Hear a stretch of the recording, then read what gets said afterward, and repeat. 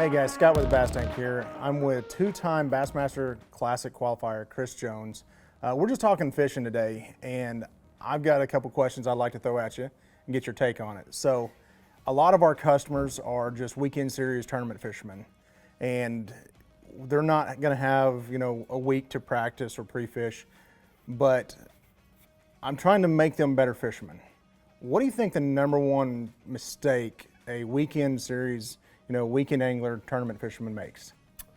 In my opinion, it's when to stay and when to go. I mean, that's what pops in my brain first. I used to be one of them guys. Everybody is.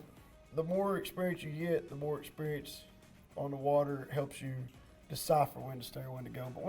But you never know when you catch one fish, especially in the springtime, wintertime, or, pre-spawn, if you catch one, more than likely there's a lot of fish in that area. If you catch two or three, there is a winning pattern going on right there. You just got to decipher it.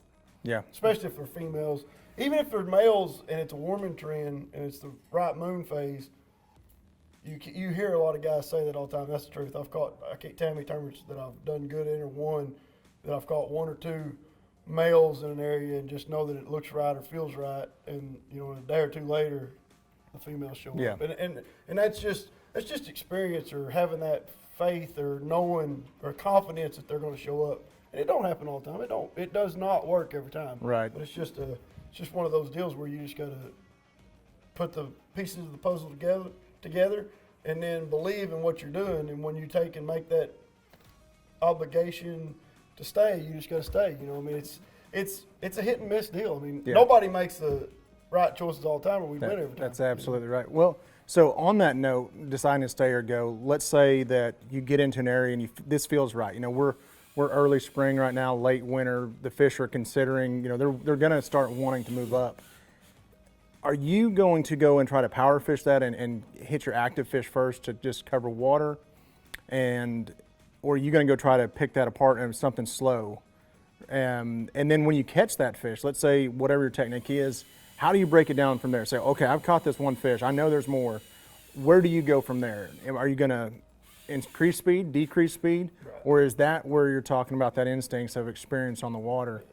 There's so many things that you got to take into consideration. Is there other anglers in the area? Is there other competitors in the area? Is this a big area that it's going to take you a long time to fish it with power baits, or with finesse tag? There's so many things. And how active is the fish? Is it a warming trend? Is it a cold front coming? All those factors come into play, and you just got to put them all together. 100%. And for us here in Oklahoma, you get into February, these fish their eggs are finishing their development, and they're going to be looking for those warmer flats. They've got to incubate those eggs, but getting them to bite is a different thing, altogether. So I'm going to throw something at you here. Okay. We just had one of the most historic cold fronts we've ever had. Our lakes were literally frozen over. There's a massive shad kill going on right now. There is. What is your advice to anglers that want to go out there and fish? These fish I think we're about a month behind where the fish normally would be. So they're still out there in their wintering hole for the most part. Right. How do you go attack those fish? In my opinion, I try to get away, if there's absolutely any way possible, I try to get away from areas that are shad or dying. Yeah. That's the number one thing. If I've got to go way up a creek, way up a river, somewhere that the shad may not even be in the area. If you can get in an area that some fish that live there in a creek, or live up a river in a deep hole or something where there may not be as many shad, you're going to have a better chance of catching those fish. If you're in a main body of water where the shad are dying, and they've got thousands upon thousands of dying shad to eat, it's harder to get a bite. Yeah, absolutely. So looking for that one-off that is kind of a unique characteristic to get away from that competition.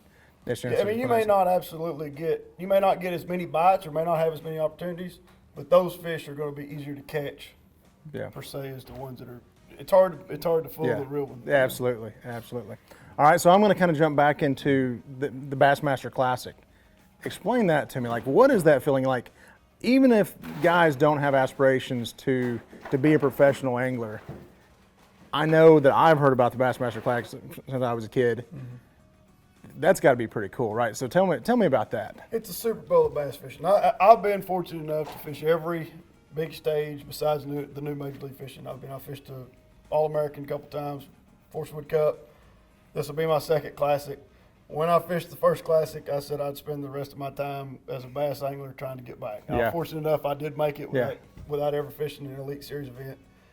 But to say that, it is the pinnacle of bass fishing. Yeah. It is the Super Bowl. Yeah. There's nothing like going through sitting in the back with a good sack of fish, waiting to get your name called to go out there and weigh your fishing. So did you have any nerves going into the first classic? You know, I really didn't. My grandma was sick and was passing away with cancer, and me and my dad went down there and practiced for 7 days while that was going on, and it was one of those deals where I really thought I was on the right fish. I'd found some areas, back to what your question was about what to do about those fish staying or going.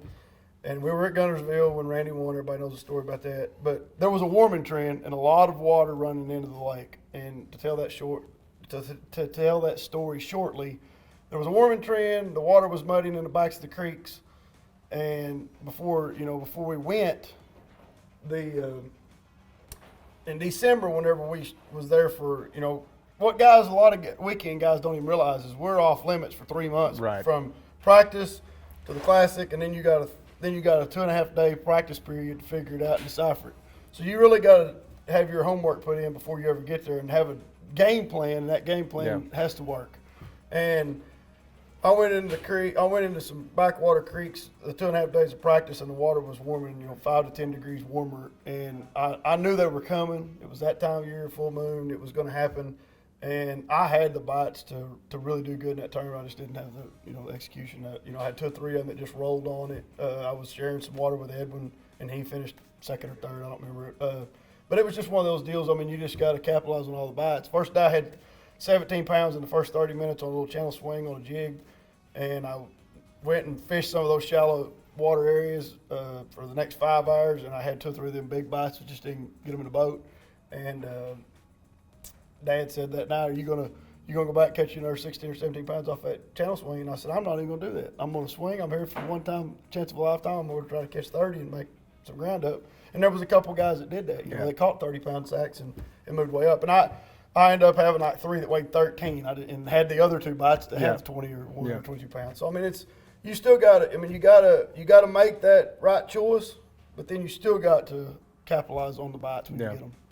So that you kind of brought up a good question. You're talking about fish rolling on baits. We've all experienced it, just fun fishing, or tournament. How do you overcome that? And this is kind of a trick question in my head because, there's a mental game to this. We as fishermen, we're always competing against the fish, the lake, other competitors. Right. But when you miss a fish, you say, that was a fish I needed. Oh, yeah, absolutely. How do you get past that? How do you mentally regroup? Are you a guy that can just brush it off, or do you have to stomp on the deck and let some frustration out and then move on? I don't academically. Yeah. No, I mean, I pretty much, it's in the past. I try not to live in the past. You try to take that bite and take that momentum and go, if one will do it, another will do it, and go on. But, when you see a 7 or 8 pounder come roll, when you swim a chatterbait over a piece of grass and she's behind it and she rolls on it and she don't get it, you're in the classic. I mean, it's one of them deals where it just wasn't meant to be. I mean, that's the way you got to look at it. Or maybe 2 grass beds down here, there'll be an 8 pounder again, but absolutely. You still didn't catch the 7 pounder that you still would have went in the live well. The way I look at it, if you're fishing for 4 pounders and anything under that, you may cull. If you're looking for a 20-pound sack. But if you get a fish that's 6 or 8 pounds, no matter what lake in the United States you're on, you're not going to cull that fish. So that's a fish that you need. I mean, you can't replace it. Absolutely. So one final question for me is, all right, we talked about the last classic. We're going into this next one. Is there any different approach? Like, that was your first one. You said you really didn't have nerves. Are there more nerves now that you say, okay, I know what that was, and I know what it can be, or you just, I'm just going to go hammer down and catch these fish? I mean, tell me what your mentality is going into second classic.